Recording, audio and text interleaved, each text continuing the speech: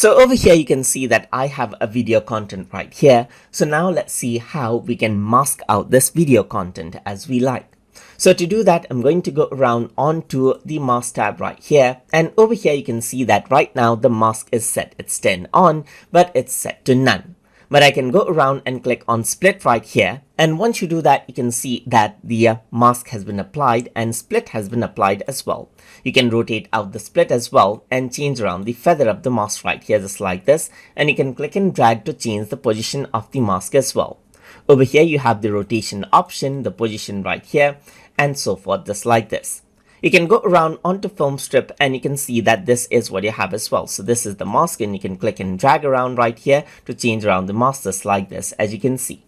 Apart from that, you can go around and click on circle, and this is circle mask as you can see right here. So depending on the different type of mask right here, you can see that you can push it, you can click and drag it around and so forth, as you can see just like this.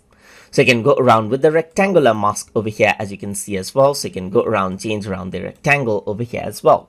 You can go around and bring in heart shape mask right here, and even star shape mask as you can see just like this. So this is what you have as you can see. You can go around and move this around, work around with the feather as you can see right here, work around with the size, the rotation and so forth as you like. So that is how you can work around with mask inside of CapCut desktop editor and apply the mask. And once you apply the mask, what happens is that the other parts becomes transparent. So you can go around and bring in any other footage right here, and you can see that this is the end result right here just like this. So that is how you can work around with mask inside of CapCut desktop editor. So hope you guys learned something as always. And as always, please like, comment, share and subscribe.